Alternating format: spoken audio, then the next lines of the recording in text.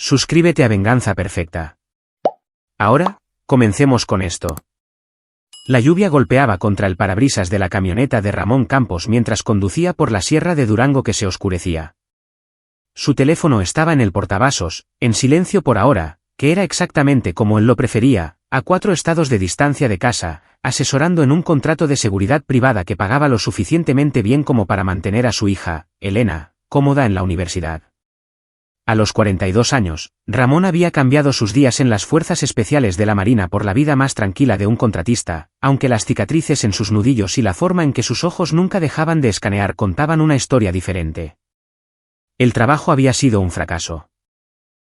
El cliente quería que evaluara la seguridad de su almacén, pero Ramón se dio cuenta en una hora de que lo que realmente querían era alguien que les ayudara a ocultar cualquier operación ilegal que estuvieran dirigiendo.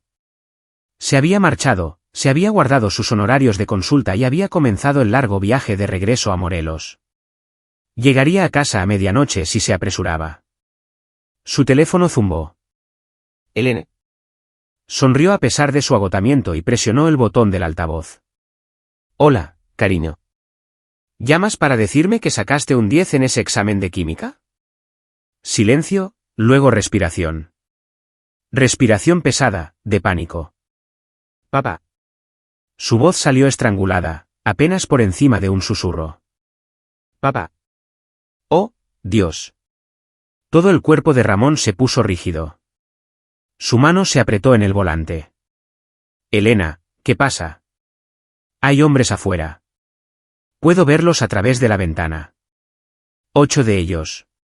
Papá, tienen machetes. Están rodeando la casa. Se oyó el estruendo de cristales rotos en el fondo. Elena gritó. Están entrando. Papá, ayúdame. Ayúdame, Elena. ¿Elena? Ramón tiró la camioneta a un lado de la carretera, su mente ya calculando. A 6 horas de distancia. 6 horas. Enciérrate en la habitación de seguridad ahora. Ve. No hay tiempo. Están entrando por la cocina. Más estruendos. Voces de hombres. Risas crueles. Papi. La línea se cortó. Durante 3 segundos, Ramón Campos se quedó perfectamente quieto. Su entrenamiento se activó, anulando el terror primario que amenazaba con consumirlo. El pánico hacía que mataran a la gente. El cálculo frío los mantenía vivos. Buscó en sus contactos, pasando cientos de números hasta que encontró uno etiquetado como flecha rota. Lo había configurado hacía años, con la esperanza de no necesitarlo nunca. Su pulgar presionó el botón de llamada. 1 tono, 2 tonos. Méndez. La voz al otro lado era grava y tequila. Darío, soy Ramón. Protocolo de emergencia. Mi dirección. Ahora. Ramón, ¿qué? 8 hostiles. Mi hija, mi casa. Ahora. Recitó rápidamente su dirección en Cuernavaca. Estoy a 6 horas. No digas más. La voz de Darío Méndez cambió. Se convirtió en la voz de un hombre que había despejado edificios en Culiacán y en la Sierra de Guerrero. Estoy llamando a los chicos. Estaremos allí en 20. Ramón terminó la llamada y pisó a fondo el acelerador. La camioneta se lanzó hacia adelante, el motor rugiendo. 145 kilómetros por hora en estas carreteras secundarias era un suicidio, pero no le importaba. Detrás de él, el lugar de trabajo y todo lo demás en su vida civil desaparecieron. Delante de él, esperaba algo más oscuro que cualquier cosa que hubiera enfrentado en su carrera militar. Su mente corría mientras conducía, pensando en Darío Méndez y los demás. Su antiguo equipo, se habían dispersado tras su baja hacía 5 años, pero habían hecho un pacto. Si alguien los necesitaba realmente los necesitaba vendrían. Sin preguntas. Patricio Franco se había establecido en la Ciudad de México, dirigiendo un gimnasio. Beto Torres trabajaba como guía en la naturaleza en Tepoztlán. Michelle Monroy había tomado un trabajo como paramédico en Cuernavaca, lo suficientemente cerca de Ramón como para seguir tomando cervezas mensualmente. Todos a 1 o 2 horas de su casa, todos asesinos entrenados cuando necesitaban serlo. Los nudillos de Ramón estaban blancos sobre el volante. Pensó en Elena, de solo 19 años, en casa durante el fin de semana desde el TEC de Monterrey. Brillante, divertida, fuerte como su madre había sido antes de que el cáncer se llevara a Teresa hacía 3 años. Elena tenía los ojos de Teresa. Esa misma determinación feroz. Quería quedarse en casa este fin de semana, trabajar en su ensayo de inglés en paz y tranquilidad. Él debería haber estado allí. Debería haberse quedado en casa. Debería haber. No. No había tiempo para debería haber. Se obligó a pensar tácticamente. 8 hombres con machetes. No armas de fuego. Machetes. Eso significaba algo. Los sicarios profesionales usaban armas de fuego. Los matones usaban lo que podían conseguir. Los machetes sugerían violencia, terror, hacer una declaración. ¿Pero quién querría hacer una declaración en su contra? La respuesta le llegó como agua helada en las venas. Diego Benítez. Hacía 3 años, Ramón había testificado en un caso federal. Su última misión con las fuerzas especiales se había torcido cuando su objetivo, un traficante de armas llamado Diego Benítez, resultó tener conexiones con un general corrupto del ejército. Al equipo de Ramón se le ordenó retirarse, dejar ir a Benítez. Ramón se había negado. Había reunido pruebas, acudido a la FGR y puesto a Benítez y a su protector militar tras las rejas.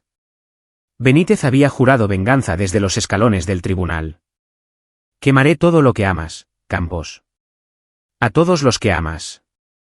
Ramón había tomado la amenaza lo suficientemente en serio como para instalar un sistema de seguridad, entrenar a Elena en defensa personal básica, mantener una mochila de emergencia lista. Pero se suponía que la prisión era el final. Había verificado hace 3 meses, Benítez seguía encerrado en una prisión federal en el Estado de México, cumpliendo 20 años. A menos que algo hubiera cambiado. Su teléfono sonó de nuevo. Michelle Monroy. Dey, estamos en movimiento. Patricio y Beto están conmigo. Darío está recogiendo algo de equipo de su casa. Eta a tu casa es de 18 minutos. 8 hostiles, dijo Ramón, con voz mecánica. Armados con armas blancas. Nivel de entrenamiento desconocido. Elena está adentro. Estaba al teléfono conmigo cuando irrumpieron. Entendido. La voz de Michelle era firme, profesional. Esto era para lo que se habían entrenado, lo que habían vivido juntos en una docena de infiernos alrededor del mundo. ¿Reglas de enfrentamiento? La mandíbula de Ramón se apretó. Pensó en el grito de su hija, el terror en su voz. Protejan a Elena. Eliminen todas las amenazas. Sin prisioneros. Copiado, lee. Michelle vaciló. No dejaremos que le pase nada. Lo sé. Estaré allí en 6 horas. Llámame cuando esté hecho. Empujó la camioneta con más fuerza, zigzagueando entre el tráfico, su mundo entero reducido a la carretera por delante y el infierno desatándose en su hogar. 19 minutos antes, Elena Campos había estado sentada en la mesa de la cocina, con su portátil abierto en un ensayo a medio terminar sobre Fitzgerald. Se preparó té, se puso el viejo suéter de su madre ese que de alguna manera todavía olía a su perfume y se acomodó para una noche tranquila. Su padre estaba fuera, pero a ella le gustaba tener la casa para ella sola a veces. Se sentía adulta, responsable. La primera señal de problemas fue que los perros se quedaron en silencio. Sus vecinos, la familia Valtierra, tenían 2 pastores alemanes que ladraban a todo. Elena se había acostumbrado tanto a su ruido que solo se dio cuenta cuando cesó. Abruptamente, ambos perros callaron al mismo tiempo.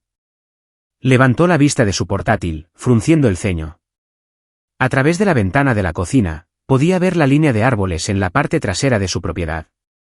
Movimiento en las sombras al principio, pero luego emergieron. Hombres. 8 de ellos, desplegados en una formación táctica que Elena reconoció de todas las veces que había visto entrenar a su padre.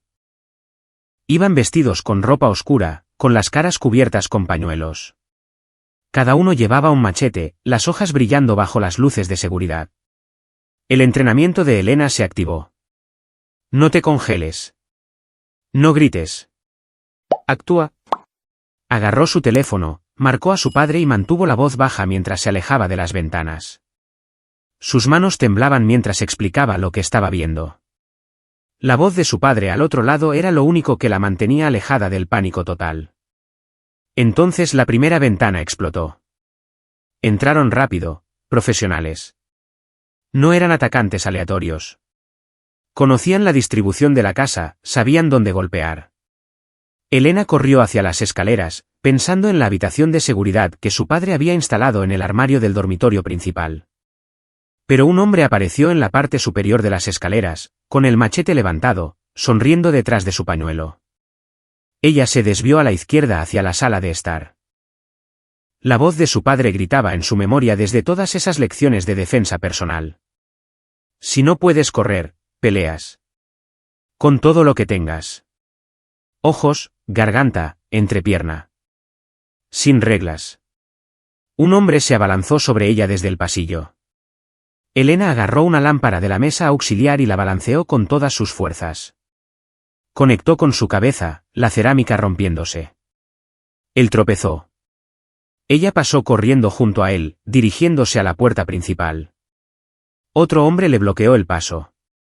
Elena agarró el atizador de la chimenea y lo lanzó hacia adelante como una lanza. El hombre saltó hacia atrás, sorprendido. Podía oírlos detrás de ella, acercándose, sus risas resonando por su casa. La niña quiere jugar, gritó uno de ellos. Su acento era marcado. Quizás de Europa del Este. El jefe dice, rómpanla despacio. Hagan que el marino vea el vídeo después. Jefe. Alguien los había enviado. Elena retrocedió hacia la esquina de la sala de estar, sosteniendo el atizador con ambas manos como un bate de béisbol. 8 hombres formaron un semicírculo a su alrededor, con los machetes levantados. El líder, un hombre alto con ojos fríos visibles por encima de su pañuelo, dio un paso adelante. Tu papi mató a nuestros amigos, dijo. Ahora matamos a su niñita. Haz que dure. Haz que duela. El corazón de Elena martilleaba en su pecho. Pensó en su madre muriendo en una cama de hospital, apretando su mano y diciéndole que fuera fuerte. Pensó en su padre en algún lugar a 4 estados de distancia, probablemente conduciendo como un maníaco para llegar a ella. Levantó el atizador más alto. Tendrán que ganárselo. El líder se rió y levantó su machete. Y la puerta principal explotó hacia adentro. Darío Méndez entró primero, y entró como la ira de Dios. A los 45 años, Darío estaba construido como una pared de ladrillos, con la cabeza afeitada y tatuajes cubriendo ambos brazos. Había sido el líder del equipo de Ramón en su día, el hombre que los había guiado a través de las peores situaciones de combate imaginables. Se había retirado a la Ciudad de México, donde dirigía un gimnasio, enseñaba MMA y vivía una vida tranquila hasta que sonó su teléfono hace 20 minutos. Golpeó la puerta principal con una escopeta de brecha, volando la cerradura limpiamente. Patricio Franco entró justo detrás de él, un ex francotirador que todavía disparaba en competiciones los fines de semana. Beto Torres siguió, el médico del equipo que había curado más heridas de bala de las que podía contar. Michelle Monroy cerraba la marcha, con una bolsa médica colgada al hombro y una Glock en la mano. Habían hecho una parada en el camino, en la unidad de almacenamiento de Darío. El equipo que habían conservado de sus días militares. Las cosas que técnicamente eran ilegales para que los civiles las poseyeran. Visión nocturna, chalecos antibalas, armas con silenciador. Se dijeron a sí mismos que era solo nostalgia conservar el equipo. Pero en realidad, todos sabían que este día podría llegar. Cuando vivías la vida que ellos habían vivido, hacías los enemigos que ellos habían hecho, la paz siempre era temporal. Darío asimiló la escena en la sala de estar al instante, Elena arrinconada, rodeada por 8 hombres armados. Los hombres estaban tan concentrados en aterrorizarla que no escucharon la irrupción hasta que fue demasiado tarde. Contacto, rugió Darío. Y su equipo se movió como si nunca hubieran dejado de ser una unidad. El rifle de Patricio se levantó. 2 disparos con silenciador. 2 hombres cayeron, con agujeros limpios en sus cabezas. Beto Torres barrió a la izquierda, enfrentándose a 2 atacantes más que intentaron correr hacia la puerta trasera. Su subfusil tableteó silenciosamente. No dieron ni 3 pasos. Michel agarró a Elena, tirándola al suelo detrás del sofá mientras los machetes oscilaban donde había estado su cabeza. La empujó hacia la puerta. Afuera. Ahora. El líder de los atacantes, el alto con los ojos fríos, fue rápido. Rodó detrás de la isla de la cocina, agarró uno de los machetes de sus hombres caídos en cada mano y se fue contra Darío en una furia de cuchillas. Darío esquivó el primer golpe, atrapó la segunda hoja en la armadura de su antebrazo y clavó su puño en la garganta del hombre. El atacante tuvo arcadas, tropezó hacia atrás. Darío no le dio oportunidad de recuperarse. Sacó su arma secundaria y le metió 2 balas en el centro del pecho, una en la cabeza. El hombre cayó. Los últimos 2 atacantes intentaron rendirse, con las manos en alto, los machetes resonando al caer al suelo. Por favor. Solo fuimos contratados. No sabemos nada. Patricio miró a Darío. La expresión de Darío era fría como la piedra. Recordó las palabras de Ramón. Sin prisioneros. Su jefe eligió a la familia equivocada, dijo Darío en voz baja, y asintió a Patricio. 2 disparos más. Silencio. Todo el enfrentamiento había durado menos de 90 segundos. 8 hombres caídos. Elena a salvo. La casa una zona de guerra. Darío activó su radio. Méndez a Campos. Objetivo asegurado. Paquete a salvo. 8 hostiles eliminados. ¿Repita? 8 hostiles eliminados. La radio crujió. La voz de Ramón llegó, tensa por la emoción. ¿Elena? Déjame hablar con Elena. Elena estaba afuera en el porche, temblando, con la chaqueta de Michel sobre sus hombros. Michel le entregó la radio. Papá. Nena, ¿estás herida? No. Estoy bien. Papá, sabían de ti. Dijeron que mataste a sus amigos. Iban a. Su voz se quebró. Lo sé. Lo sé, cariño. Escúchame. Darío y los chicos se quedarán contigo. Voy a casa tan rápido como puedo. Ahora estás a salvo. Hay cuerpos, papá. Tantos cuerpos. Lo sé. Eso es culpa mía, no tuya. Solo quédate con Darío. Estaré allí pronto. Te amo. Yo también te amo. Elena le devolvió la radio a Michel y miró la carnicería esparcida por el jardín delantero. 8 hombres muertos en varias posiciones. Sangre acumulándose en la hierba que su padre había cortado el fin de semana pasado.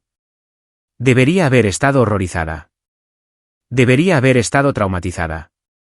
En cambio, todo lo que sentía era una fría satisfacción. Habían venido a lastimarla, a usarla para lastimar a su padre, y habían pagado por ello. Darío se acercó, con sangre en las manos, y se sentó junto a ella en los escalones del porche. Tu papá te entrenó bien, dijo. Ese movimiento con el atizador fue inteligente. Elena rió, un sonido ligeramente histérico. Iba a morir. Tal vez, pero ibas a hacer que se lo ganaran. Eso es todo lo que podemos hacer en este mundo, niña. Hacer que se lo ganen. Miró los cuerpos. Tu viejo cobró el favor. 20 años que conozco a Ramón Campos y nunca ha pedido ayuda. Ni una sola vez. Pero tu mundo entero. Y por ti, él lo quemaría todo. ¿Quiénes eran? Vamos a averiguarlo. ¿Y cuándo lo hagamos? La expresión de Darío se endureció. Bueno, tu papá está en camino a casa. Y cuando Ramón Campos se enoja, la jugada inteligente es estar en otro lugar. Elena lo miró. Este hombre que había conocido quizás 3 veces en su vida, que acababa de matar a 8 personas para salvarla. Gracias. No me agradezcas todavía. Esto no ha terminado. Quienquiera que haya enviado a estos tipos, sabrá que falló. Y van a huir o a doblar la apuesta. Se puso de pie, ofreciéndole la mano. Vamos, entremos. Patricio está llamando a algunas personas para limpiar esto. Necesitamos averiguar nuestro próximo movimiento. Elena tomó su mano y se puso de pie. A través de la ventana, podía ver a Beto Torres revisando los cuerpos metódicamente, a Patricio al teléfono, a Michelle estableciendo un perímetro de seguridad. Estos hombres se movían como si hubieran estado haciendo esto siempre. Porque lo habían hecho. Su padre había vivido una vida de la que ella solo había vislumbrado los bordes. Pero esta noche, esa vida se había estrellado contra la suya con sangre y violencia. Y en algún lugar a 4 estados de distancia, Ramón Campos conducía a través de la noche, regresando a casa para proteger lo que era suyo. Que Dios ayude a cualquiera que se interponga en su camino. A 380 kilómetros de distancia, en una suite de hotel de lujo en Guadalajara, Diego Benítez sonreía mientras veía las noticias en su teléfono. Su abogada, una mujer astuta llamada Juana Reyes, estaba sentada frente a él bebiendo vino. El equipo no se ha reportado, dijo ella. Lo harán. ¿8 hombres contra una chica universitaria? Por favor. Diego se recostó en su silla. Tenía 53 años, cabello plateado, todavía en forma por su rutina de ejercicios en prisión. Hace 3 meses, su apelación había sido aprobada. Tecnicismo, evidencia inadmisible. Había salido de la prisión federal como un hombre libre con hambre de venganza. Ramón Campos le había quitado 3 años de su vida. Ahora Diego tomaría lo que más le importaba a Ramón. Su teléfono zumbó. Número desconocido. Contestó. Sí. Señor Benítez. Soy Miguel Estevez. La voz era suave, profesional. Miguel había sido el ejecutor de Diego, su solucionador, el hombre que hacía desaparecer los problemas. Tenemos una situación. ¿Qué tipo de situación? El equipo está muerto. Los 8. Y la chica está bien. Diego se enderezó. Eso es imposible. Estaba sola. No lo estaba. Campos llamó refuerzos. Viejos compañeros militares. Golpearon al equipo rápido y duro. Trabajo profesional. Sin sobrevivientes. La mano de Diego se apretó sobre su teléfono. ¿Dónde está Campos ahora? Conduciendo a casa. Estaba a 4 estados de distancia cuando sucedió. Estimamos que llegará a su casa en unas 4 horas. ¿Y la chica?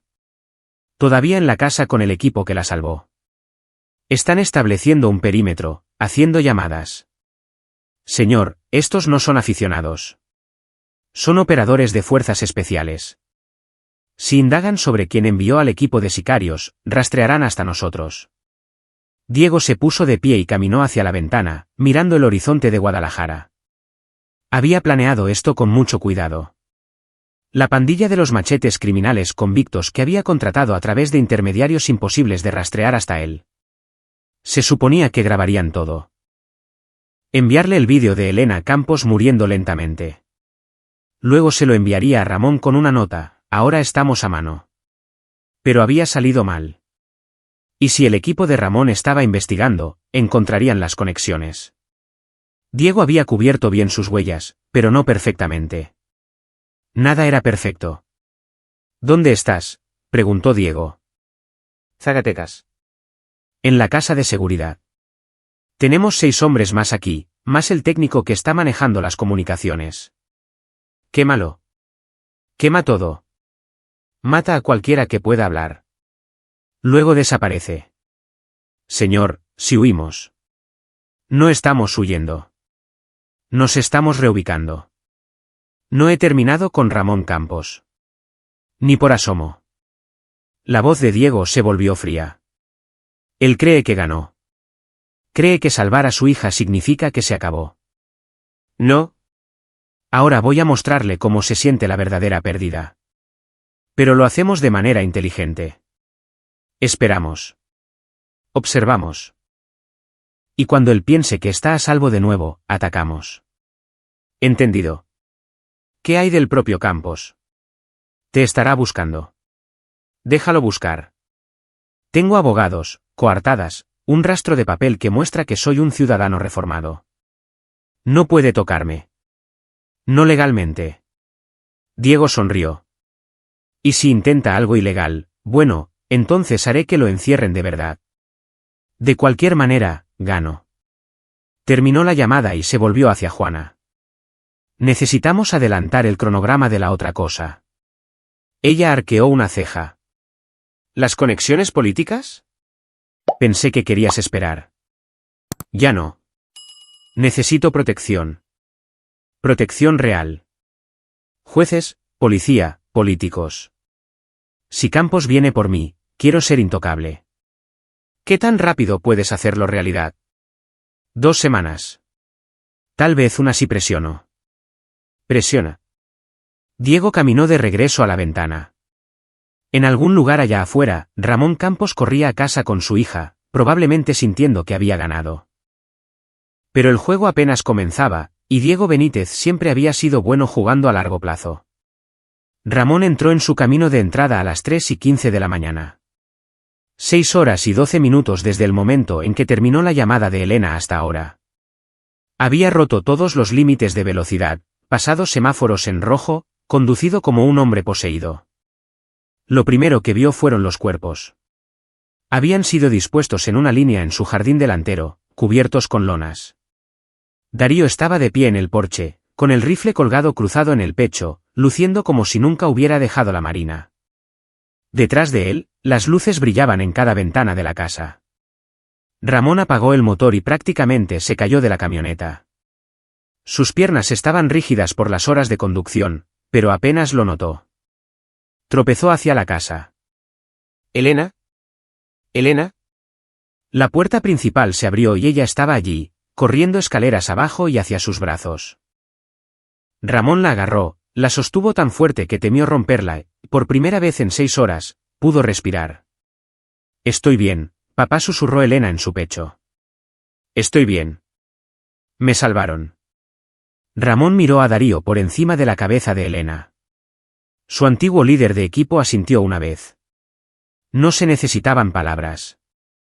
Habían hecho lo que Ramón habría hecho si hubiera estado allí. Habían eliminado la amenaza con prejuicio extremo.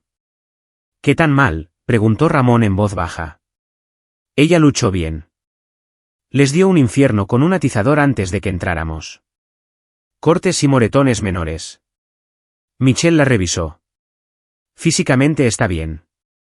La expresión de Darío se oscureció. Mentalmente, eso va a tomar tiempo. Vio cosas esta noche, Day. Ramón se apartó un poco, miró la cara de Elena. Estaba pálida, sus ojos demasiado abiertos, pero se mantenía firme. Hija de Teresa de pies a cabeza. ¿Dijeron algo? ¿Los atacantes? Elena asintió. El líder. Dijo, mataste a sus amigos. Que su jefe quería venganza. Iban a grabarlo, papá. Grabarlos matándome para enviártelo a ti. La sangre de Ramón se heló. Sabía exactamente quién querría eso. Quién estaría lo suficientemente enfermo como para torturarlo de esa manera. Diego Benítez dijo. Patricio Franco se acercó, con la tableta en la mano. Eso es lo que pensamos también. Sacamos huellas de los cuerpos, las pasamos a través de nuestro contacto en la FGR. 3 de ellos tienen antecedentes. Miembros de pandillas, músculo a sueldo de Europa del Este. Uno de ellos trabajó para Benítez en su día. Se supone que Benítez está en prisión. Estaba en prisión. Salió hace 3 meses en apelación. ¿Algún tecnicismo sobre cómo se reunió la evidencia? Ramón cerró los ojos. Él encerró a Benítez, testificó contra él. Se aseguró de que fuera a prisión por traficar armas a grupos terroristas. Y ahora Benítez estaba fuera, y había venido por Elena. ¿Dónde está? Desconocido, pero estamos buscando.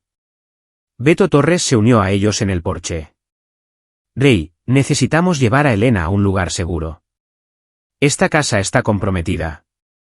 Si Benítez envió un equipo, enviará otro. Ramón asintió. Elena, empaca una maleta.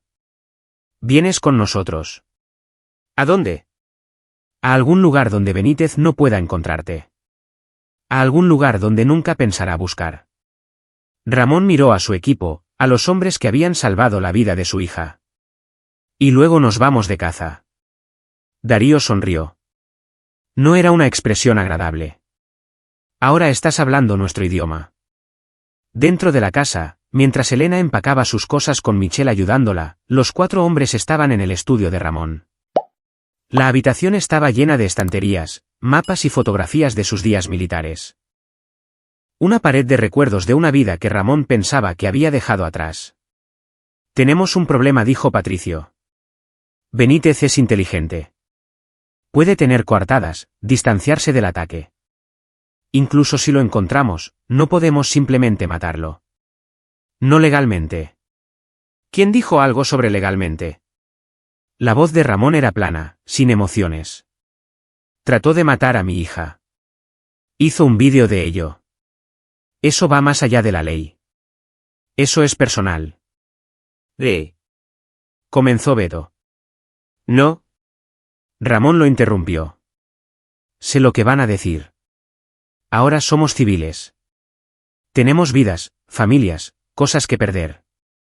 Y tienen razón. Por eso no les pido que me ayuden con esto. Han hecho suficiente. Salvaron a Elena. Estoy agradecido. Pero lo que viene después. Eso depende de mí. Darío dio un paso adelante. ¿Crees que después de 20 años cuidando tu espalda, vamos a dejarte ir tras Benítez solo? Hermano, estamos insultados. Darío, cállate y escucha. Todos nos alejamos del cuerpo hace 5 años. Todos intentamos construir vidas normales, pero lo normal no encaja con hombres como nosotros, ¿verdad? Somos asesinos. Somos buenos en eso. Y a veces el mundo necesita asesinos para manejar las cosas que la ley no puede tocar. Darío miró a cada uno de ellos. Diego Benítez es un cáncer. Hirió a personas, mató a personas, suministró armas que mataron a una más. Ramón lo encerró, y el sistema lo dejó caminar. Así que ahora lo manejamos a la vieja usanza.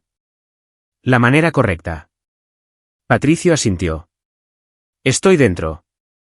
Beto dijo, esto va a terminar mal. Pero sí, yo también estoy dentro.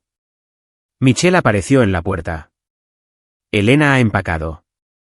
Y si todos ustedes van a hacer algo estúpido e ilegal, obviamente yo también voy. Alguien necesita remendarlos, idiotas, cuando les disparen. Ramón miró a estos hombres, sus hermanos en todo menos en sangre. ¿Entienden lo que esto significa? Si hacemos esto, si vamos tras Benítez, estamos cruzando una línea. No hay vuelta atrás. Bien, dijo Darío. De todos modos me estaba aburriendo de lo normal. Pasaron la siguiente hora haciendo planes. Patricio tenía un contacto que podía proporcionar una casa de seguridad en las montañas, una cabaña tan remota que solo alguien con las coordenadas podría encontrarla. Elena iría allí con Michelle como protección. Ramón, Darío, Patricio y Beto cazarían a Benítez. Primero, necesitaban inteligencia. Patricio comenzó a hacer llamadas a viejos contactos, personas en la FGR, el CNI, Seguridad Nacional, hombres y mujeres que les debían favores de los viejos tiempos. Beto trabajó en sus conexiones tecnológicas, personas que podían rastrear teléfonos celulares y registros financieros. Darío coordinó la logística, armas, equipo, vehículos. Ramón subió para despedirse de Elena. Ella estaba sentada en su cama, con una bolsa de lona a sus pies, luciendo pequeña y joven. Pero cuando lo miró, sus ojos eran duros. ¿Vas a ir tras ellos? Sí. Bien. Elena se puso de pie. Papá, necesito que me prometas algo. Cualquier cosa. No dejes que se salgan con la suya. Ninguno de ellos. Ni el hombre que lo ordenó. Ni las personas que lo ayudaron. Haz que paguen. Ramón la atrajo hacia otro abrazo. Lo prometo. Y vuelve a mí porque ya perdí a mamá. No puedo perderte a ti también. Lo haré. Lo juro. 30 minutos después, Michelle y Elena salieron del camino de entrada en un SUV sin marcas, dirigiéndose a las montañas. Ramón observó las luces traseras desaparecer en la oscuridad. Luego se volvió hacia su equipo. Vamos a trabajar. El almacén en Zacatecas ardía intensamente contra el cielo nocturno. Miguel Estevez observaba desde una distancia segura mientras los camiones de bomberos luchaban por controlar el incendio. Dentro de ese edificio había estado toda la evidencia que conectaba a Diego Benítez con el ataque a Elena Campos. Las computadoras, los registros financieros, los 6 sicarios restantes que habían sido parte de la operación. Todo desaparecido. ¿Cenizas? El teléfono de Miguel zumbó. Diego. Está hecho, informó Miguel. Pérdida total. El jefe de bomberos dictaminará que fue un incendio eléctrico accidental. Sin pruebas, sin testigos. Excelente. ¿Y los hombres? Estaban adentro cuando comenzó. Hice que pareciera que estaban ocupando ilegalmente, probablemente fumando, derribaron algo inflamable. Trágico accidente. ¿Estás seguro de que Campos no puede rastrear esto hasta mí? Miguel vaciló. Esa era la pregunta, ¿no? Ramón Campos no era un padre enojado normal. Era fuerzas especiales, un hombre entrenado para cazar personas en las peores condiciones imaginables. Y ahora tenía un equipo de hombres similares ayudándolo. Señor, necesito ser honesto. Campos es bueno. Su equipo es bueno. Si cavan lo suficientemente profundo, encontrarán conexiones. Tal vez no conexiones directas con usted, pero lo suficiente como para apuntarlos en su dirección. Entonces necesitamos un seguro. ¿Qué pasa con la policía de Cuernavaca? ¿Podemos involucrarlos? Ya estoy trabajando en ello. Tengo un contacto en el departamento, un teniente llamado Horacio Hernández. Es sucio, en nuestra nómina desde hace años. Haré que abra una investigación sobre el ataque. Hacer que parezca que la casa fue golpeada por una pandilla aleatoria. Si Campos comienza a husmear, haciendo preguntas, Horacio nos avisará. Bien. ¿Qué hay de mi protección? Juana ha estado ocupada. Tiene reuniones programadas con 3 senadores estatales, un juez federal y un comisionado de policía. Todos amigables con nuestra causa. Todos dispuestos a brindar cobertura si es necesario. Pero señor, esto nos va a costar mucho. No me importa lo que cueste. Campos viene por mí. Puedo sentirlo. Y cuando lo haga, quiero estar listo. Diego hizo una pausa. En realidad, quiero más que listo. Quiero una trampa. ¿Qué pasa si en lugar de esperar a que él me encuentre, dejamos que él me encuentre? Controlar las circunstancias.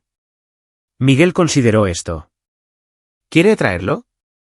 Exactamente. Le damos un rastro a seguir. Dejamos que piense que me está cazando.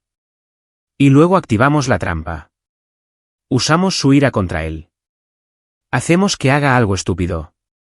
Algo que podamos usar para destruirlo legalmente. Entonces no solo obtengo venganza.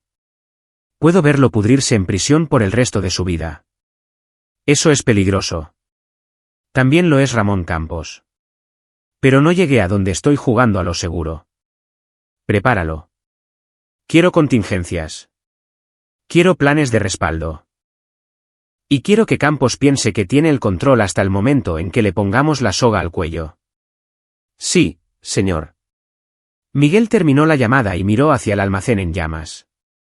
En algún lugar allá afuera, Ramón Campos estaba planeando su venganza. Pero Diego Benítez también estaba planeando. Y en un juego de ajedrez entre un soldado y un hombre de negocios, Miguel no estaba seguro de quién ganaría. Pero sabía una cosa con certeza. Mucha gente iba a morir antes de que esto terminara. De vuelta en Morelos, en la casa de Ramón, el equipo había transformado su estudio en un centro de comando. Computadoras portátiles, mapas y equipos de vigilancia cubrían cada superficie. Patricio tenía su tableta conectada a 3 bases de datos de inteligencia diferentes. Beto estaba monitoreando los canales de comunicación. Darío estaba limpiando su rifle. Ramón estaba de pie junto a la ventana mirando los cuerpos cubiertos con lonas todavía en su jardín. Se suponía que un equipo de la escena del crimen llegaría al amanecer, pero él lo retrasó. Quería tiempo para pensar, para planificar. ¿Tienes algo?, gritó Patricio. Registros financieros de las cuentas conocidas de Benítez. Hace 3 meses, hizo una transferencia bancaria de $1 millón a una empresa fantasma en las Caimán. Esa empresa fantasma luego hizo pagos a una firma de seguridad en Europa del Este. La misma firma que empleó a 3 de nuestros tipos muertos. Conexión directa. Beto dijo que eso es procesable. No del todo, corrigió Patricio. La empresa fantasma tiene 3 capas de propiedad. Podría tomar meses probar que Benítez la controla, y para entonces habrá movido todo. Necesitamos más. ¿Qué pasa con las ubicaciones físicas?, preguntó Ramón. ¿Dónde está Benítez en este momento? La actividad de la tarjeta de crédito lo sitúa en Guadalajara hace 3 días. Después de eso, nada. Se ha oscurecido. Así que sabe que venimos. Se está preparando. Darío dejó su rifle. Entonces necesitamos hacerle pensar que está a salvo. Hacerlo confiar demasiado. Darle una victoria. Ramón se volvió. ¿Qué quieres decir? En este momento, Benítez piensa que su ataque falló. Probablemente esté luchando, cubriendo pistas, esperando que vayamos contra él con fuerza. ¿Qué pasa si en cambio le hacemos pensar que no vamos a ir? ¿Hacerle pensar que nos tragamos la historia de la pandilla aleatoria, que nos estamos retirando? Nunca creerá eso. Tal vez no, pero podría ganarnos tiempo. Si piensa que estamos jugando a la defensiva en lugar de a la ofensiva, cometerá errores. Se descuidará. Ramón consideró esto. Iba en contra de cada instinto que tenía. Quería cazar a Benítez ahora mismo, ponerle una bala en el cráneo, verlo desangrarse. Pero Darío tenía razón. La rabia te hacía predecible. Y ser predecible hacía que te mataran. Bien. Jugamos a la defensiva públicamente. Elena está en una casa de seguridad. Estamos cooperando con la policía. Padre afligido que simplemente se alegra de que su hija esté viva. Miró a cada uno de ellos. Pero en privado cavamos. Encontramos cada conexión, cada persona que trabaja para Benítez, cada lugar donde podría esconderse. Y cuando lo tengamos acorralado sin salida, entonces atacamos. Ahora estás pensando tácticamente, aprobó Darío. Beto sacó algo en su computadora. ¿Qué tal otro ángulo? Benítez no salió simplemente de la prisión por su cuenta. Alguien lo ayudó. Abogados, jueces, políticos. Esas personas todavía lo están ayudando ahora. Si podemos encontrarlos, podemos usarlos para llegar a Benítez. Su abogada es Juana Reyes, dijo Patricio.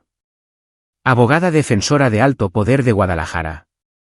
Ha representado a todos, desde traficantes de drogas hasta delincuentes de cuello blanco. Conectada, costosa y completamente sin moral. Comencemos con ella. Patricio, quiero vigilancia en su oficina, su casa, su auto. Mira con quién se reúne, a quién llama. Beto, indagan sus finanzas.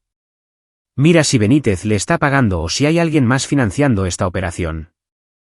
En ello. El teléfono de Ramón sonó. Número desconocido. Casi no contestó, luego decidió hacerlo. Sí. Señor Campos. Soy el teniente Horacio Hernández, policía de Cuernavaca. Llamo por el incidente en su residencia.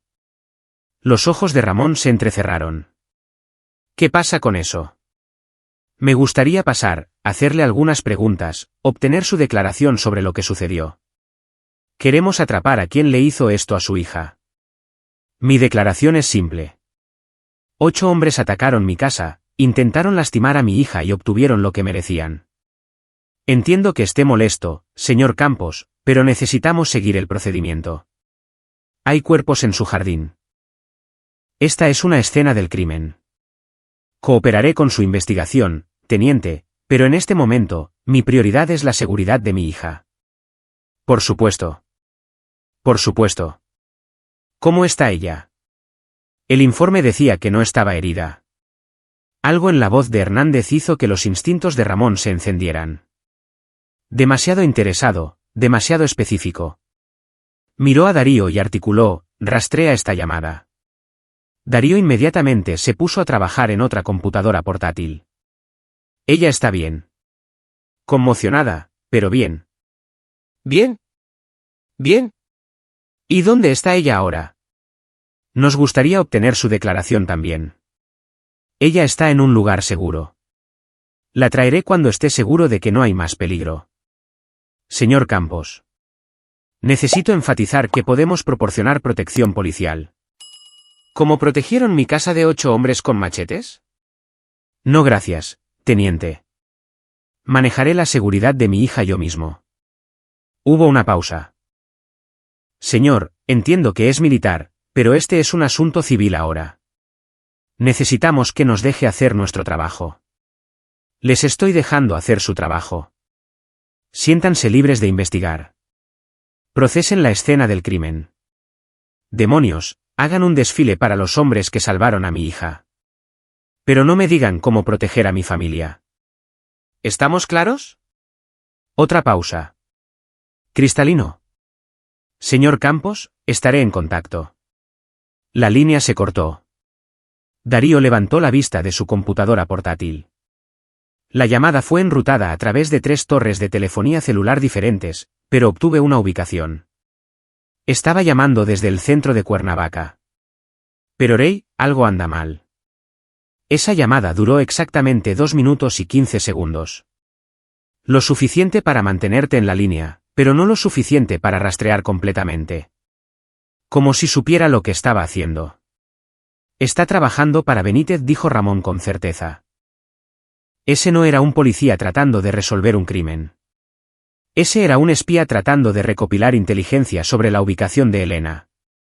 Entonces el alcance de Benítez es más profundo de lo que pensábamos, dijo Patricio. Tiene a la policía local en su bolsillo, lo que significa que no podemos confiar en ningún canal oficial. Ni policía, ni FGR, nada. Esto es operaciones negras de aquí en adelante.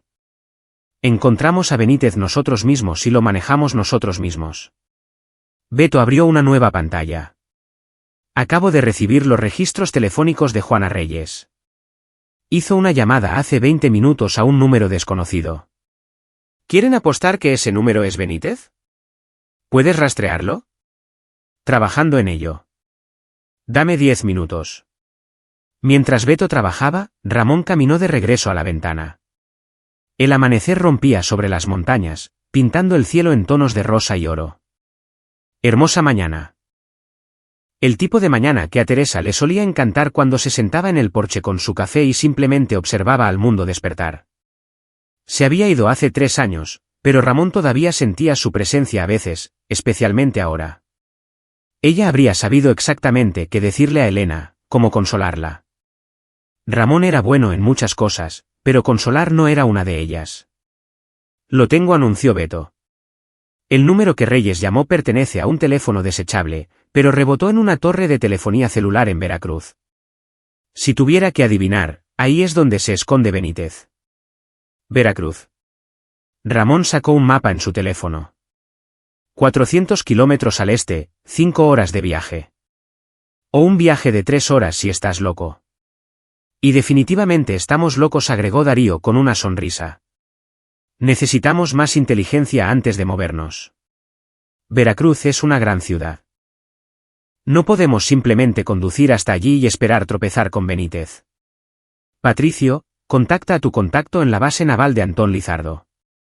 Mira si tienen algún activo en Veracruz que nos deba favores. Beto, sigue monitoreando las comunicaciones de Reyes.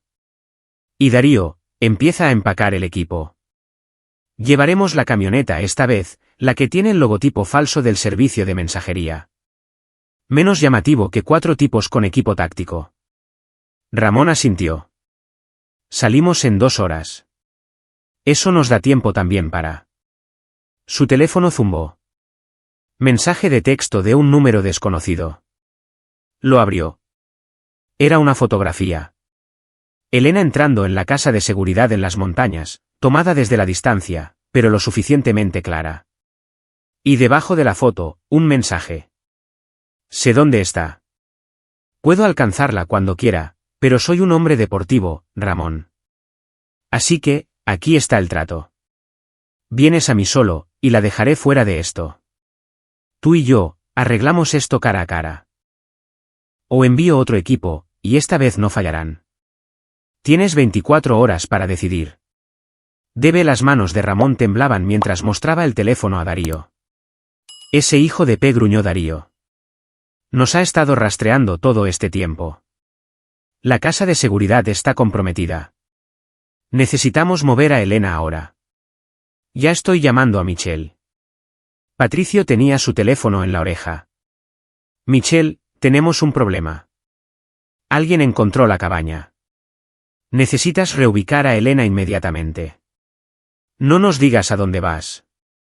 Si están monitoreando nuestras comunicaciones, cualquier cosa que sepamos podría ser usada en nuestra contra. Solo oscurece y quédate así hasta que demos el visto bueno. Ramón leyó el mensaje de nuevo.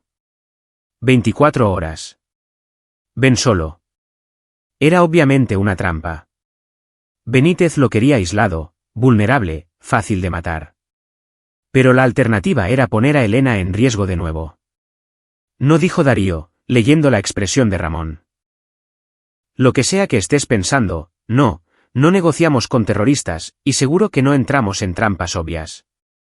Él sabe dónde está Elena, lo que significa que fallamos en proteger su ubicación. Entonces, arreglamos eso. Pero no le entregamos a Benítez exactamente lo que quiere en bandeja de plata. Darío tiene razón, agregó Beto. Esto es manipulación. Benítez te quiere emocional, quiere que cometas errores. No le des ese poder. Ramón sabía que tenían razón. Lo sabía lógicamente, tácticamente. Pero la imagen de Elena en esa fotografía, vulnerable y expuesta, hacía que su entrenamiento le gritara que actuara, que hiciera algo, cualquier cosa.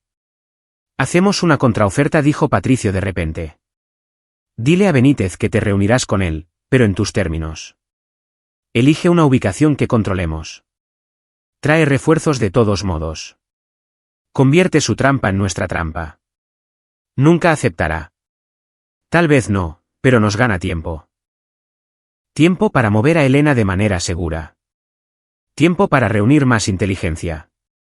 Tiempo para prepararnos. Patricio miró a Ramón fijamente. Me enseñaste a nunca actuar con ira, a tener siempre un plan, así que planeemos. Ramón respiró hondo, forzó sus emociones hacia ese lugar frío donde no podían afectar su juicio. Está bien. Beto, envía una respuesta. Dile a Benítez que me reuniré con él, pero no en 24 horas. 72 horas. Y la ubicación es mi elección. Eso nos da 3 días para prepararnos y para averiguar todo lo que podamos sobre dónde se esconde, con quién está trabajando y cómo matarlo a él y a todos los que lo ayudaron. La voz de Ramón era hielo. Benítez quiere jugar juegos. Bien, juguemos. Pero no le van a gustar las reglas. En Veracruz, Diego Benítez leyó la respuesta de Ramón y sonrió. 72 horas en ubicación, términos y condiciones. Perfecto, le dijo a Miguel, que estaba cerca. Está mordiendo el anzuelo. Cree que está siendo inteligente, comprando tiempo, pero realmente nos está dando exactamente lo que necesitamos. ¿Cómo? ¿Qué te imaginas? Porque ahora sé que viene. Sé que se está preparando, y sé que cree que puede ser más listo que yo. Diego se puso de pie y caminó hacia la ventana de su hotel, mirando las históricas calles de Veracruz abajo. Durante 72 horas, Ramón Campos va a planear su venganza. Se va a sentir en control, sentir que me está cazando, y luego, cuando finalmente haga su movimiento, estaremos listos. ¿Qué pasa con la hija? Mantén la vigilancia sobre ella. Quiero saber a dónde se mueve, con quién está, todo. Ella es nuestra ventaja. Si Campos intenta algo que no esperamos, la usamos para ponerlo en línea. ¿Y si no aparece? Aparecerá. Es predecible de esa manera, pon a su hija en peligro, y hará cualquier cosa para protegerla. Es su fuerza y su debilidad. Diego se volvió hacia Miguel. ¿Cuál es el estado de nuestra protección política? Juana aseguró reuniones con la senadora Carolina Robles y el juez Alan Vega. Ambos son amigables con tu causa y están dispuestos a brindar cobertura. Harán declaraciones apoyándote, pintándote como un hombre de negocios reformado siendo acosado por un veterano militar violento. Si Campos hace un movimiento contra ti, se asegurarán de que él sea el que vaya a prisión. Excelente. ¿Y nuestra seguridad? He contratado un equipo de 12 contratistas militares privados, ex Fuerzas Especiales de Sudáfrica. Son caros, pero son los mejores. Si Campos viene hacia ti con sus amiguitos de las Fuerzas Especiales, va a caminar hacia una picadora de carne. Diego asintió. Todo estaba cayendo en su lugar. Había pasado 3 meses planeando esto, preparándose para cada contingencia. Ramón Campos pensaba que era un simple traficante de armas, un matón que tuvo suerte e hizo dinero. Pero Diego había estado jugando un juego mucho más grande. El tráfico de armas era solo la superficie. Debajo, había construido un imperio. Conexiones con políticos, jueces, policías, criminales. Un imperio que el testimonio de Ramón había amenazado.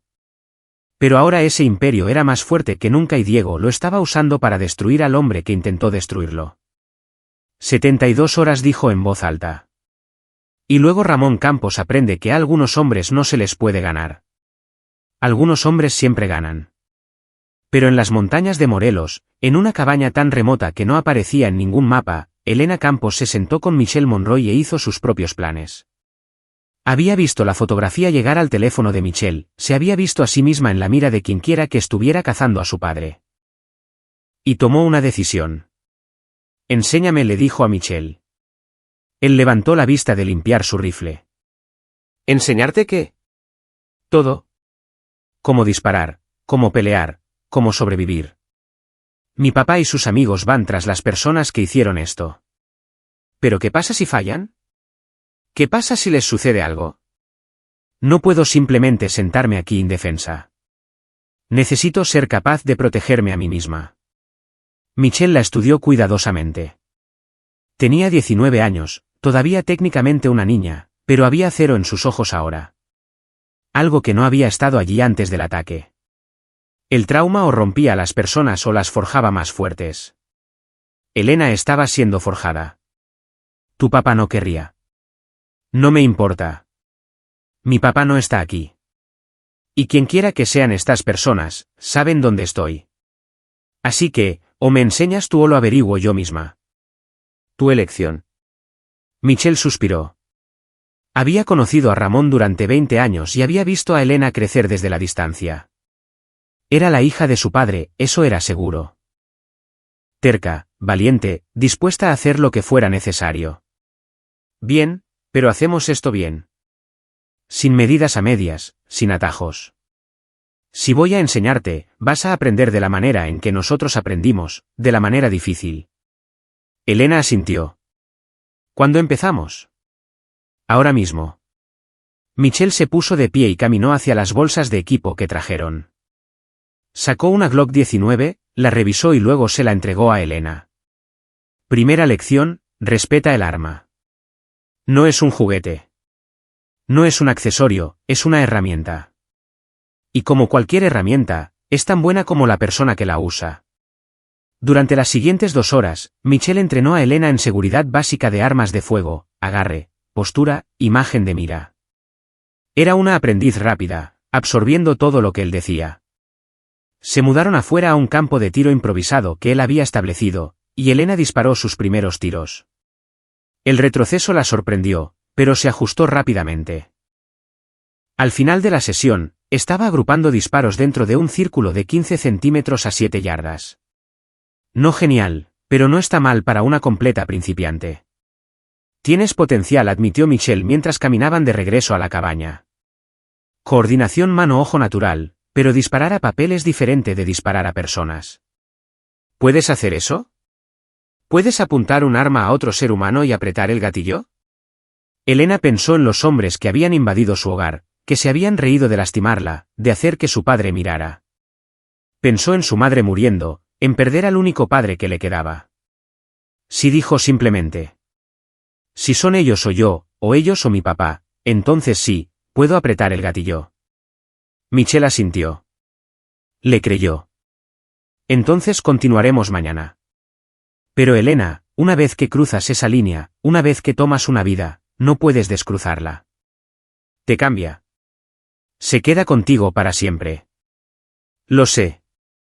Mi papá vive con eso todos los días.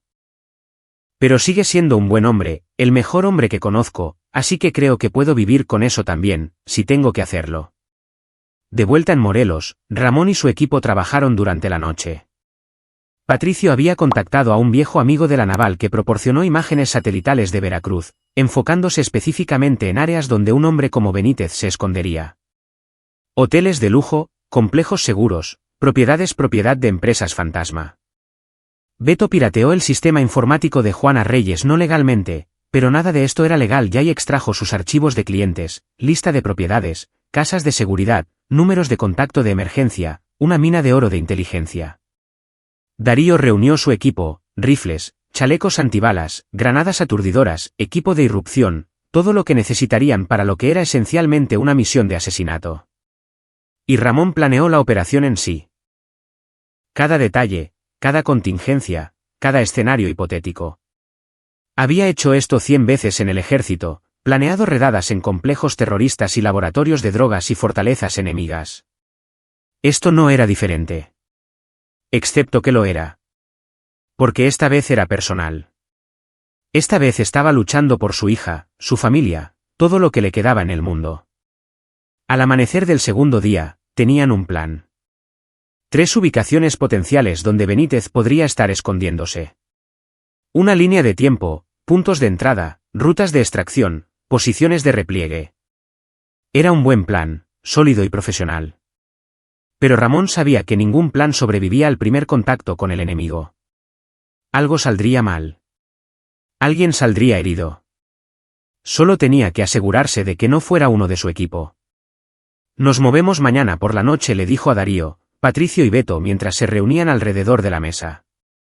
24 horas antes de la fecha límite de Benítez.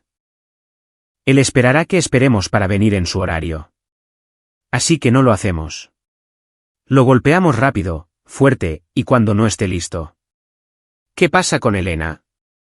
Se queda con Michelle. Están fuera de la red, irrastreables. Para cuando Benítez se dé cuenta de lo que está sucediendo, será demasiado tarde para que la use como ventaja. Patricio sacó una imagen satelital. La ubicación más probable de Benítez es aquí, una finca frente al mar propiedad de una de las empresas fantasma de Reyes. Tiene seguridad, pero nada que no podamos manejar. Equipo de entrada de 4 hombres. Irrumpimos a medianoche. Despejamos el edificio. Neutralizamos a todos los hostiles. Y a Benítez. La expresión de Ramón era fría. Benítez no sale vivo de ese edificio. Pasaron el resto del día en preparativos finales. Revisaron armas, repasaron simulacros de entrada, memorizaron el diseño del edificio. Cuando cayó la noche, estaban listos. Ramón se paró afuera de su casa por última vez, mirando el patio donde 8 hombres habían muerto tratando de lastimar a su hija. En algún lugar, Diego Benítez estaba sentado cómodamente pensando que había ganado, pensando que era intocable. Estaba a punto de aprender lo contrario. Vamos de caza, dijo Ramón y subió a la camioneta. Mientras conducían hacia el este, hacia Veracruz, hacia la confrontación final, ninguno de ellos habló. No quedaba nada que decir. Eran operadores en una misión, profesionales haciendo un trabajo. Pero en la mente de Ramón, solo un pensamiento se repetía una y otra vez. Benítez lastimó a mi hija. Ahora paga. Y en las montañas, Elena Campos practicaba con su Glock, poniendo ronda tras ronda en un objetivo, preparándose para un día que esperaba que nunca llegara, pero sabía que podría ser inevitable. La batalla final se acercaba, y cuando terminara, solo un lado se alejaría caminando. Ramón Campos tenía la intención de asegurarse de que fuera a su lado. La finca frente al mar estaba oscura y tranquila bajo la luna de Veracruz. Ramón y su equipo observaron desde un bote a 180 metros de la costa usando visión nocturna para escanear la propiedad. Darío contó 6 guardias, 4 en el perímetro, 2 en la entrada principal. Profesionales, alertas, pero no entrenados militarmente. Se movían en patrones predecibles, revisaban sus teléfonos con demasiada frecuencia, se paraban en áreas iluminadas en lugar de sombras. Aficionados fingiendo ser profesionales. Compañía de seguridad privada, susurró Patricio, con su rifle de francotirador entrenado en el guardia más cercano. Probablemente ni siquiera sepan a quién están protegiendo. Solo siguen órdenes. ¿Puedes eliminarlos en silencio?, preguntó Ramón. A los 6. Dame 3 minutos. Vararon el bote en una pequeña ensenada al norte de la propiedad y se movieron a través de la oscuridad como fantasmas. Patricio tomó posición en una pequeña elevación, con su rifle con silenciador listo. Beto y Darío flanquearon a la izquierda y a la derecha, con cuchillos desenvainados para el trabajo cercano. Ramón se movió directamente por el medio, con su arma secundaria en la mano. El rifle de Patricio tosió 3 veces. 3 guardias cayeron silenciosamente. Beto atrapó al cuarto guardia por detrás, cuchilla a la garganta, lo bajó al suelo sin hacer ruido. Darío tomó al quinto. El sexto guardia se dio cuenta de que algo andaba mal demasiado tarde. Ramón ya estaba sobre él, con una mano sobre su boca, su cuchilla terminándolo rápidamente. 6 hostiles abatidos en 90 segundos. Limpio, profesional. Se reagruparon en la casa principal. Era una mansión moderna, toda de vidrio y acero, valorada en millones. Benítez vivía bien con sus ganancias ilícitas. La planta principal tiene sensores de movimiento, susurró Beto, revisando una tableta que mostraba el diseño del sistema de seguridad que había pirateado antes. Pero puedo hacer un bucle en las transmisiones. Tendrán una ventana de 2 minutos antes de que alguien que monitoree note la falla. Hazlo, Patricio. Quédate aquí afuera con vigilancia. Si alguien intenta irse, deténlo. Darío, Beto conmigo. Despejamos habitación por habitación, encontramos a Benítez en esto. Irrumpieron a través de una puerta lateral, moviéndose en formación táctica. La casa era enorme. 1,100 metros cuadrados de lujo.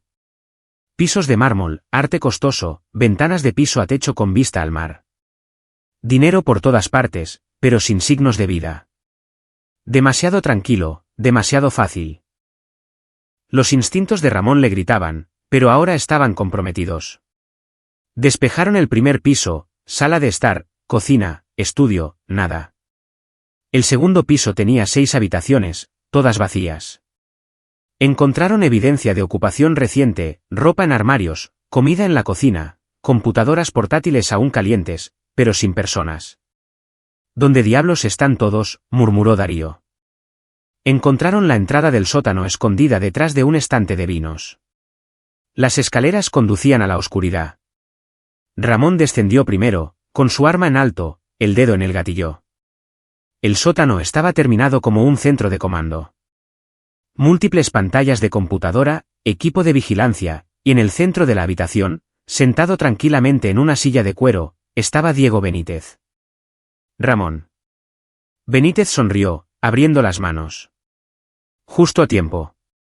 Bueno, en realidad, llegas temprano.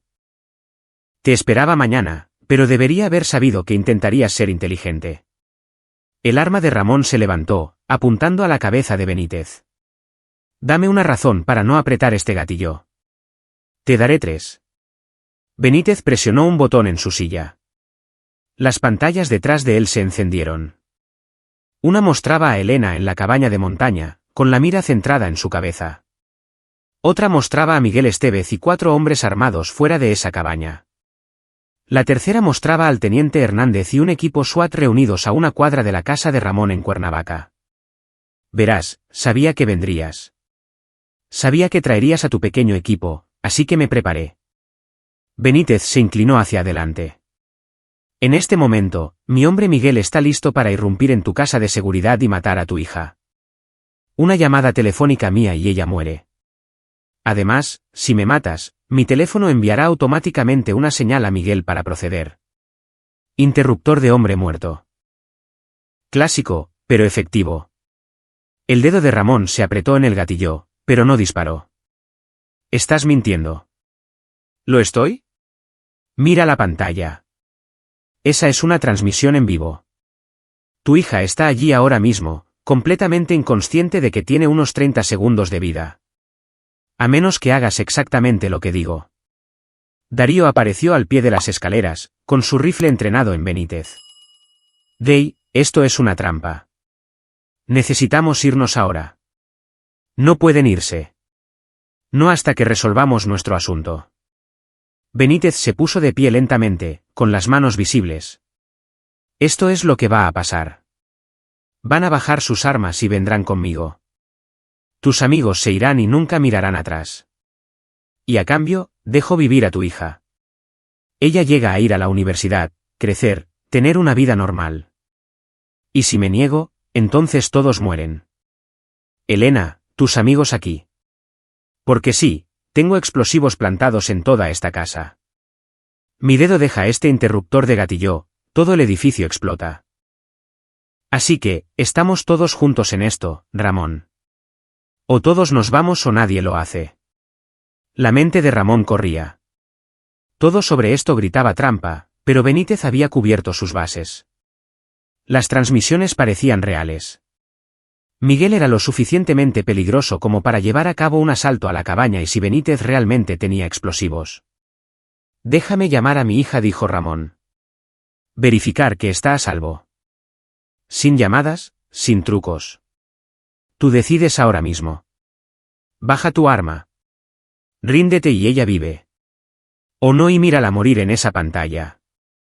Darío se acercó más a Ramón. No lo hagas. Él la va a matar de todos modos. Y a nosotros. Esta es la jugada. Hace que te rindas, luego gana por completo. Pero si hay alguna posibilidad. No hay posibilidad. Rey, me enseñaste a leer a la gente. Míralo. Está disfrutando esto. Te quiere indefenso. Te quiere roto. No le des eso. En la pantalla, Miguel revisó su reloj y señaló a sus hombres que se movieran hacia la cabaña. Ramón tomó su decisión. Patricio dijo en su radio, ejecuta el plan de contingencia ahora. Copiado. La voz de Patricio regresó. La sonrisa de Benítez vaciló. ¿Qué contingencia? Aquella en la que sabíamos que tendrías nuestra casa de seguridad bajo vigilancia. Donde movimos a Elena hace 6 horas a una ubicación diferente y dejamos un maniquí en su lugar. Donde Patricio está poniendo una bala a través del cráneo de tu hombre Miguel. El arma de Ramón se mantuvo nivelada. Jugaste un buen juego, Benítez, pero nosotros jugamos mejor. En la pantalla, vieron el disparo de Patricio derribar a Miguel. Los otros hombres se dispersaron, pero Patricio los eliminó metódicamente. 4 disparos más. 4 cuerpos más. La cara de Benítez se puso pálida. No, eso es imposible. ¿Cómo lo supiste? Porque he estado haciendo esto durante 20 años. Porque sé cómo piensan los depredadores. ¿Y por qué hice que Beto plantara un rastreador en el auto de tu abogada hace 3 días? Te hemos estado observando, escuchándote, preparándonos para exactamente esto. Ramón dio un paso adelante. ¿El interruptor de hombre muerto? Falso. ¿Los explosivos? Falsos. ¿El equipo SWAT en esa pantalla? Imágenes antiguas. Eres un estafador, Benítez. Y acabas de quedarte sin estafas. Espera, podemos hacer un trato. Sin tratos. Ramón apretó el gatillo. El disparo resonó en el sótano. Diego Benítez se desplomó en su silla, con un agujero limpio entre los ojos. Darío ya se estaba moviendo, revisando la habitación en busca de amenazas reales. Beto bajó las escaleras, con la computadora portátil en la mano, escaneando en busca de explosivos reales. Si estaba mintiendo, estamos despejados. Si no lo estaba. Estaba mintiendo, dijo Ramón con frialdad, mirando el cuerpo de Benítez. Todo sobre él era una mentira. Pasaron 15 minutos despejando la casa y recolectando inteligencia. Computadoras portátiles, discos duros, documentos que mostraban el alcance completo del imperio criminal de Benítez. Nombres de políticos que había corrompido, jueces que había comprado, tratos que había hecho, evidencia que pondría a docenas de personas poderosas en prisión. Esto es más grande de lo que pensábamos, dijo Patricio, escaneando archivos en una computadora portátil. Benítez no era solo un traficante de armas. Estaba lavando dinero para cárteles, traficando drogas, incluso dirigiendo operaciones de influencia. Tenía senadores en su bolsillo, Rey. Entonces se lo entregamos todo a los federales. Dejemos que ellos limpien el desastre. Ramón miró el cuerpo de Benítez por última vez. Pero él. Esto está terminado. Vino tras mi familia. Ahora está acabado. Quemaron los discos duros después de copiar los datos, borraron su presencia de los sistemas de seguridad y se fueron por donde habían venido. Los cuerpos de los guardias fueron daños colaterales desafortunados. Habían estado en el lugar equivocado, trabajando para el hombre equivocado. Pero Ramón no podía sentirse culpable. Habían elegido su camino. Cuando la policía llegó a la finca frente al mar 2 horas después, alertada por un aviso misterioso, todo lo que encontraron fue el cuerpo de Diego Benítez y evidencia de un robo sofisticado. La historia oficial sería que fue asesinado por rivales en el inframundo criminal, lo cual, en cierto modo, era cierto. Ramón y su equipo condujeron durante la noche de regreso a Morelos. Nadie habló mucho. Habían cruzado líneas esta noche, matado personas, cometido crímenes que podrían encerrarlos de por vida. Pero Elena estaba a salvo. Eso era todo lo que importaba. Llegaron a la verdadera casa de seguridad, una cabaña que Beto poseía en las montañas de Tepoztlán justo después del amanecer. Michelle los recibió en la puerta. Ella está adentro a salvo.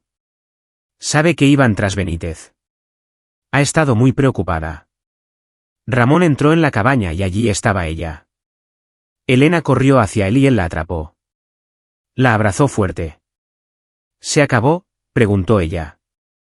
Se acabó, prometió Ramón. Benítez está muerto. Su operación está destruida.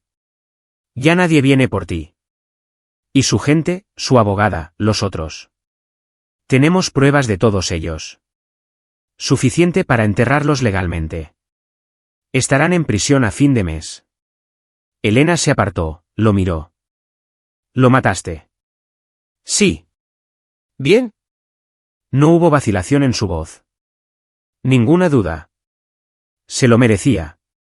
Ramón vio algo en sus ojos entonces que le preocupó, una dureza que no había estado allí antes. Su hija había cambiado. El mundo le había mostrado su crueldad y ella se había adaptado. Se había vuelto más dura, más fría. Como él. Escúchame, dijo suavemente. Lo que hizo mi equipo, eso no es normal. Esa no es la vida que quiero para ti. Vas a volver a la escuela. Vas a terminar tu educación. Tener una vida normal. No creo que pueda volver a la normalidad, papá. Después de lo que he visto, después de lo que pasó, soy diferente ahora. Lo sé, pero diferente no tiene que significar roto. Habla con alguien, un terapeuta, alguien que pueda ayudarte a procesar esto. Prométemelo. Elena asintió a regañadientes. Lo prometo. Pero, papá, gracias por salvarme, por venir por mí. Siempre, nena. Siempre. 3 semanas después, el teniente Horacio Hernández estaba bajo custodia de la FGR, cantando como un canario. La evidencia que el equipo de Ramón había proporcionado, evidencia que afirmaban que provenía de una fuente anónima, había abierto el caso de corrupción. Hernández estaba cooperando plenamente, nombrando nombres, proporcionando detalles de toda la organización de Benítez. Juana Reyes, la abogada de Benítez, fue arrestada tratando de huir del país. Llevaba 40 millones de pesos en efectivo y tenía 3 pasaportes con identidades diferentes. Se enfrentaba a 25 años como mínimo. La senadora Carolina Robles y el juez Alan Vega renunciaron en desgracia cuando sus conexiones con Benítez salieron a la luz. Los investigadores federales todavía estaban pelando las capas de corrupción, encontrando más y más funcionarios que habían estado en el bolsillo de Benítez. Ramón vio las noticias en su sala de estar, con una cerveza en la mano. Darío, Patricio, Beto y Michelle también estaban allí. Una celebración de victoria, aunque ninguno de ellos se sentía particularmente victorioso. Hicimos un buen trabajo, dijo Darío, levantando su cerveza. Derribamos a un hombre malo, salvamos a una chica inocente, expusimos la corrupción en los niveles más altos. Eso es una victoria. Excepto que también matamos a 11 personas, señaló Beto. Guardias que solo estaban haciendo su trabajo. Eligieron trabajar para un monstruo, respondió Michelle. Esa fue su decisión. Aún así pesa sobre ti, dijo Patricio en voz baja. Quitar vidas, incluso las justificadas. Bebieron en silencio por un momento. Luego Ramón se puso de pie. Quiero decir algo. Lo que hicimos, lo que todos ustedes hicieron por Elena. Nunca podré pagar eso. Arriesgaron todo. Su libertad, sus vidas. Vinieron cuando llamé sin dudarlo. Y estoy agradecido, más agradecido de lo que puedo expresar. Somos hermanos, dijo Darío simplemente. Eso es lo que hacen los hermanos. Aún así, necesito que todos sepan que si alguna vez hay repercusiones por esto, si las autoridades alguna vez averiguan qué sucedió realmente, asumo toda la responsabilidad. Esta fue mi llamada en mi operación. Ni hablar, objetó Patricio. Tomamos nuestras propias decisiones. Somos dueños de ellas juntos. Los otros asintieron con la cabeza. Ramón sonrió, sintiendo que el peso de las últimas semanas finalmente se levantaba. Habían hecho algo terrible, pero lo habían hecho por las razones correctas. A veces el mundo necesita personas dispuestas a cruzar líneas para hacer las cosas difíciles y feas que mantenían a las personas inocentes a salvo. Su teléfono zumbó. Elena enviando mensajes de texto desde el TEC de Monterrey, donde acababa de llegar de regreso a la escuela. Primer día de regreso. Es raro estar aquí, pero lo estoy intentando. Gracias de nuevo, papá, por todo. Te amo. Él respondió. Yo también te amo, cariño. Orgulloso de ti. Elena estaba viendo a un terapeuta 2 veces por semana, trabajando a través de su trauma. Cambió de especialidad de inglés a justicia penal. Dijo que quería ayudar a las personas de la manera en que su padre la había ayudado a ella. Ramón se preocupaba por eso. Le preocupaba que estuviera siguiendo demasiado de cerca sus pasos. Pero también sabía que era lo suficientemente fuerte como para manejarlo. Era hija de Teresa después de todo. Y Teresa había sido la persona más fuerte que había conocido. ¿Entonces qué ahora?, preguntó Beto. ¿Simplemente volvemos a nuestras vidas normales? ¿Fingimos que nada de esto sucedió? Eso es exactamente lo que hacemos, dijo Ramón. Somos civiles. Tenemos trabajos, responsabilidades. Esto fue una cosa de una sola vez. ¿Estás seguro de eso?, preguntó Darío. Porque tal como lo veo, acabamos de demostrar que todavía somos bastante buenos en esto. Tal vez haya otras personas por ahí que necesiten nuestra ayuda. Otras Elena Campos siendo amenazadas por otros Diego Benítez. Ramón negó con la cabeza. No, no somos vigilantes. No estamos comenzando algún tipo de operación extraoficial. Lo que hicimos fue personal, específico. Ya está hecho. Pero incluso mientras lo decía, se preguntaba. Tenían las habilidades, la experiencia, la voluntad de hacer lo que otros no podían. Y la evidencia que habían recopilado sobre la red de Benítez mostraba cuánta corrupción existía en el mundo. Cuántas personas malas operaban con impunidad. Tal vez podrían marcar la diferencia. Tal vez podrían ayudar a las personas que no tenían a dónde más acudir. O tal vez eso era solo la adrenalina hablando. La parte de él que extrañaba la acción, el propósito, la claridad del combate. Centrémonos en sanar, dijo Ramón. Finalmente, Elena necesita tiempo para recuperarse. Todos necesitamos tiempo para procesar lo que sucedió. Después de eso, ya veremos. 6 meses después, Elena se sentaba en una sala de conferencias en el TEC de Monterrey, tomando notas sobre psicología criminal. Su profesor estaba discutiendo los diferentes tipos de delincuentes violentos, los patrones que seguían, las formas en que la policía los rastreaba. Elena escuchaba atentamente. Había sacado sobresaliente en todas las clases este semestre, ya estaba buscando pasantías con la FGR y la SSPC para el próximo verano. Su terapeuta dijo que estaba haciendo un progreso notable, canalizando su trauma en algo productivo.